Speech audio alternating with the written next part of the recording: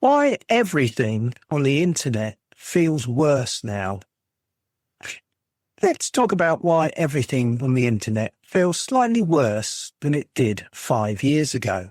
Not broken, not unusable, just irritating in a very specific, carefully engineered way.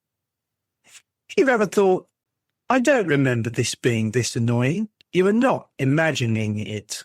Doctorow has a word for this. He calls it Enshittification. You know the feeling. Search results that somehow get worse every year.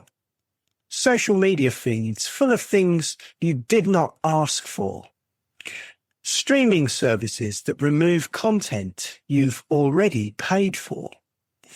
Online shopping that feels less like buying something and more like navigating a hostage situation. Nothing collapses overnight. It just slowly becomes hostile. Buttons move, features disappear, subscriptions multiply, and somehow every update makes things fractionally worse. Doctorow's central claim is very simple. This is not incompetence. This is not bad design. This is not even greed in the cartoon villain sense. This is how platforms are built to behave. Doctorow describes a 3-stage process. Stage 1, the platform is lovely. It treats users well. It is fast, clean, generous, and useful. It wants you to move in, bring your friends, build your life there. Stage 2, the platform starts squeezing business users instead. Advertisers, publishers, sellers, creators. The user experience starts to wobble, but it's still tolerable. You grumble, you stay. Stage 3, the platform turns on everyone. Users, businesses, creators. At this point, the platform exists almost entirely to extract value for itself. Service quality collapses, but leaving is painful. Your data is trapped, your audience is trapped, your purchases are trapped. You are no longer a customer, you are an input. This is the important bit. Doctorow is not arguing that tech CEOs are uniquely evil. He is arguing something far more depressing. Incentives beat intention every time. Once a platform becomes dominant, it no longer has to be good, but it still has to grow. And if growth stalls, value must be extracted from somewhere. So features turn into paywalls, choice turns into friction, convenience turns into dependency, and even a genuinely nice CEO cannot escape this logic. If they try, shareholders will remove them and replace them with someone who will not hesitate. This is not corruption. This is gravity. Amazon, Facebook, Google, different branding, same trajectory. Amazon starts by obsessing over customers, ends up by squeezing sellers while quietly charging everyone more. Facebook starts as a social network, ends as an engagement engine that actively punishes calm conversations.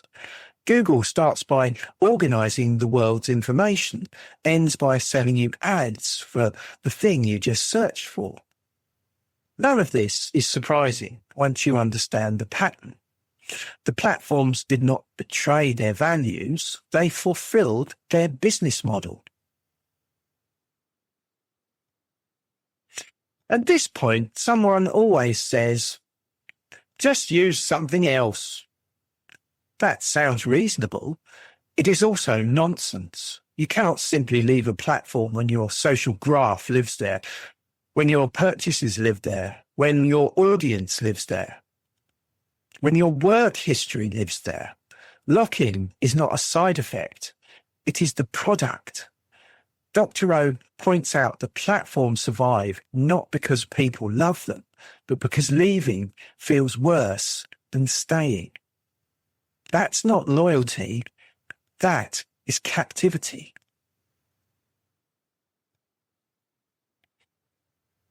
One of the smartest things Doctorow does is to refuse to blame technology itself. The tools are not evil. The code is not cursed. These systems could work differently under different rules. The problem is monopoly power combined with weak regulation. Once competition disappears, user experience becomes optional. History has seen this before. Railways, telecoms, utilities. Every time markets stopped behaving once exit became impossible. Doctorow is not naive here. He does not promise a magical fix, but he's very clear about what helps. Real antitrust enforcement, mandatory interoperability, limits on digital locks, clear ownership of the things you buy. In other words, treating platforms like infrastructure once they become unavoidable. Not because they are special, but because history says this is what happens if you do not. The most important thing this book does is name the process. Once you have a name for something, you stop blaming yourself. You stop thinking you are just grumpy. You stop assuming decline is inevitable. You start asking better questions.